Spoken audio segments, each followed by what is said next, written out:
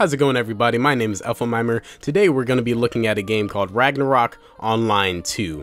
Now, before I get into the issues that I have with this game, and that's probably not a good way to start off the video, saying that I have issues with it, let's take a look at the options menu, which is very, very small to say the least. You can set your resolution, you can set your quality of your color, you can set your full screen or windowed mode. Unfortunately, there seem to be some resolutions missing, such as 1280 by 720. I was looking for that, I couldn't find it, it's not there. You also have three options of changing your graphics. You have your view distance, which is your range, you have your shadows, which I have turned down, and I will tell you why, and then you have your texture quality, which, texture quality, that's funny. Then you also have these three ancillary options: out focusing effects, I would assume that's like AA, shadow effects, those are shadow effects, and then sunlights. I have all of these unchecked because one of my biggest problems with this game is that it runs like utter bullshit. This game constantly drops frames for me for no real good reason.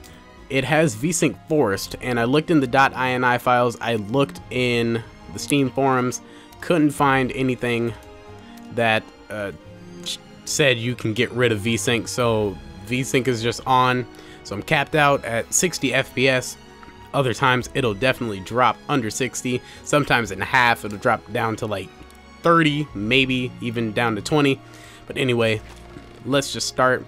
You see our level 5 archer, Miss Auburn, right here. We'll go into Ragnarok Online 2, and I will start to explain some of the things that I have, or the things I have to say about this game. This is the starting zone of Ragnarok Online 2. Let's take a look around. Please, ladies and gentlemen, hold back your vomit impulses. I know the textures make you want to throw up. They make me want to throw up too. That is one of the biggest issues I have with this game. The textures and the overall aesthetics are utterly terrible. Now, that's why I scoffed at texture quality being at max in the options menu, because if this is what max looks like, I really don't want to know what level 1 looks like.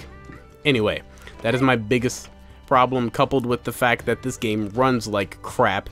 So I would love for someone to please tell me, with this game looking the way it does, why do my FPS sometimes drop down to 30 or less? There is no excuse for that. That guy has a sweet purple turtle though, and I kind of want that.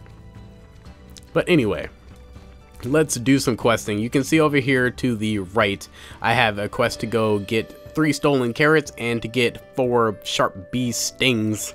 I think that means to get sharp bee stingers. So let's pull up our mini map right here and see where we have to go. Unfortunately, it doesn't actually tell me. Oh, it does. There we go. This red dot. That's where I get those bee stingers from. So let's go do that, and I will try to put some thoughts together on how I feel about this game. Let's do some combat, shall we? And we'll see how the combat looks. Now, the combat is bad. Let's not mince words. The combat is bad. There are multiple graphical glitches with the combat. You can see that my arrow kind of starts behind my character when she shoots. Let me get to a perpendicular angle and you can see that a little bit better. When she shoots, the arrow animation kind of starts behind me. It just looks really silly. It also does the same thing that WoW does. When you're auto-attacking, your auto-attacks are on a cooldown rate, so I guess my chick attacks every 3 seconds or so. And it just looks really dumb when I'm in between attack intervals. She's just kind of standing there waiting to get her face stung by a giant hornet. I don't know, I would appreciate at least seeing like her knocking an arrow back to get ready to fire or something, not just, you know, stand there and then whip out an arrow and then stand there for another 3 seconds. I found it really stupid in World of Warcraft. I found it really dumb here. I'm getting really close to dying though, and that's not good. We should be looting these guys. Smarty Pants, Effylmimer, gotta loot. You know how MMOs work. And yeah, the combat is not good in my honest opinion. I got 1 sharp bee sting. That's great. We need to heal. Pull out our bag. Do we have anything to heal? I have a potion. It's on a 10-second cooldown. That's fine. It'll give me some time to think of what I have to say next. This game it just came out on May 1st in North America and Europe. I do believe it has been out for close to a year in Japan and other places over on the eastern side of the world. And it doesn't seem like a game that's really made for me or any other Westerner that is into online RPGs. I can tell it's going to be very grindy. It's already starting to get a little bit grindy, and I'm only an hour and a half into the game. Let's just pick these up. I don't really care for grindy games. And then my biggest complaint, I think, even besides the graphics quality and the shitty performance, is the fact that nothing in this game is unique. And this is a problem I have with this game in particular. I've played a lot of free-to-play MMOs recently, and I can tell you that it is not unfair to judge a free-to-play MMO in the first hour of playing, because within the first hour of playing a free-to-play MMO, you know if you're going to continue playing this game, and you know if you are going to continue playing this game if you are going to spend money on it. And this is a game that I would do neither. I will not continue playing it, and I would not pay money for it by any stretch of the imagination, because most other RPGs, free-to-play MMORPGs that is, will in the first hour show you some type of unique aspect or unique trait of the game, such as, let's look at a game called Terra Online. Terra's unique aspect is immediately apparent, and that guy just got all of his health back. What the fuck? Did I just take him out of his tether range or something? Guess I did. Whatever. Terra, it has the unique action combat style going for it, which not a lot of other RPGs did when Terra came out. That's starting to be a thing that RPGs are doing now. And Terra also had, there's somebody honking outside, I apologize for that. Terra also had the very pretty aesthetics, the very nice looking graphics, and just pleasing aesthetics to look at. If you look at a game like Star Wars The Old Republic, that game has an engaging single player story that makes you want to be involved in the story, be involved with the characters. It makes you want to watch the cutscenes and actually read the quest dialogue. This game I've played for about an hour and a half. I literally cannot tell you anything that's unique about it. It plays exactly like every other MMO I have ever played. The story is, might as well not even be there, because I don't give a crap about it. Maybe somebody out there does. Apparently some people out there do, because this is a sequel, meaning there was a Ragnarok Online 1. But it's just the story is standard anime fare, I guess. I don't know. I haven't read any bit of quest text, so I'm not a good judge of that. But it's just, nothing is unique about this game. It's go kill X amount of mobs for this guy, pick up their stingers, and then bring it back to me. Then I'm gonna give you some other mundane task to go do, and you're gonna hate your life even more for doing that. And why anybody would play this game over any other better free-to-play MMORPGs they have, I don't know. It's a mystery to me. You have so many other ones like the ones that I mentioned: Star Wars, Terra Online, you have Rift, you have I guess WoW to some extent. You can play WoW for free for like a month or something, but WoW is, you know, good. Even if you have to pay for it, I would say paying $15 a month is definitely worth it if you want to get a somewhat fun experience, MMORPG experience. But this, I just don't see me or anyone else getting anything out of it, and that brings me to the point that maybe this just isn't targeted towards me or people in the United States or Europe or the Western world, because I think people in Japan and Korea, I think they like these types of games. I would have to assume they do, because there are a lot of these types of games, albeit not as, you know, poorly executed as Ragnarok Online 2, but there are a lot of these games, so I assume there's a market for them. But why would they bring this game to the North American market still? Somebody's honking outside my house, and there's nothing I can do about that except, you know, whip out my gat and shoot him in the face, because I live in the ghetto.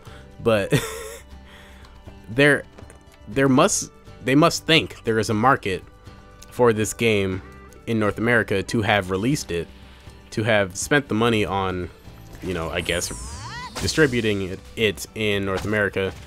I don't know how business works, man. I'm just saying, why release it in North America if you didn't think it was gonna sell here? So maybe it's not targeted towards me, but does that mean that I have to base it on a different set of metrics to critique it? I think not. I really should have been looting these guys, but I'm more interested in shit talking the game than actually playing it.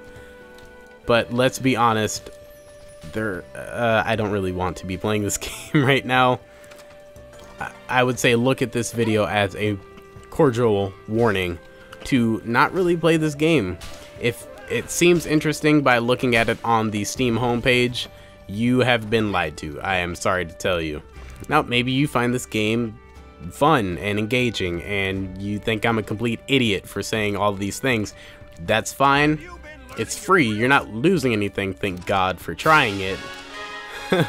But if you're watching this video, hopefully you value my opinion somewhat, or you just want to hear some guy bitching about a game. I don't know. I'm not particularly funny, so I have to assume that you care about my opinion. Also, my chick makes the same exact sound with the same exact animation for jumping every single time. Just thought you should know that. And if I find some water, which it looks like there's some over here, again, hold your vomit. I'm sorry for what's about to happen to your eyes, but oh god. Oh man, look at that water. Frames are dropping inexplicably for no reason. Now, here's something funny. When you go underwater, the music completely stops, and when you surface, or when your camera surfaces rather, the music will continue. So let's do something that I found highly amusing, maybe the most fun I've had in this game. When I first set foot into water, music stops. Music's on. Stop. On. Oh, also trees and shrubbery and all types of foliage like to get in the way. I don't know what up with that, but if you have your camera at any angle ever, inevitably a tree is going to be all up in your grill, and it's going to be real annoying, like, you feel me? I'm sorry for that. But anyway, this game is just, I don't know, it's not that good. The graphics and the aesthetics make me want to punch something cute. That's another thing. This game has you committing horrible acts of murder towards very cute animals. You may not have noticed that from me killing the hornets and the bees, but the first 4 levels, I'm level 6, first 4 levels has you killing these cute little slime things that have a smiley face, and when you get them close to death, they start crying, and then you shoot an arrow in their face, and they die. And it's all because of you in the game. It made me really sad. Also, you have to kill, what are they? Little flowers? Yeah, little happy flowers that are called, fuck, I don't know. But you have to kill happy flowers with faces. They're those quintessential sunflowers that have the smiley face, and the game wants me to shoot them. So this game's kind of a dick too. Look at this, lunatics. These, I had a quest to kill these. These are called lunatics, right? They're bunnies. What kind of messed up game is this? These are bunnies.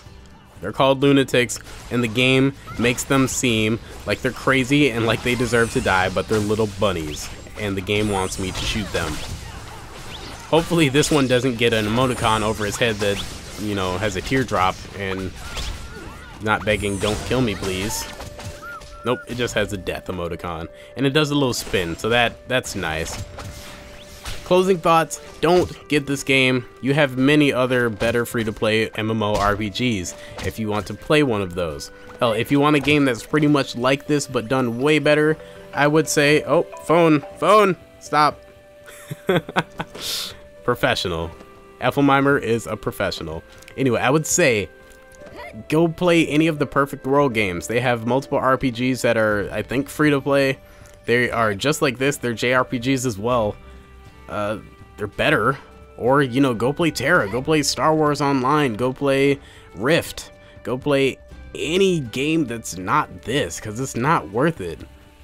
It's not. Just the textures and the graphical quality alone will make you want to shoot yourself. That may be an exaggeration, but it's true.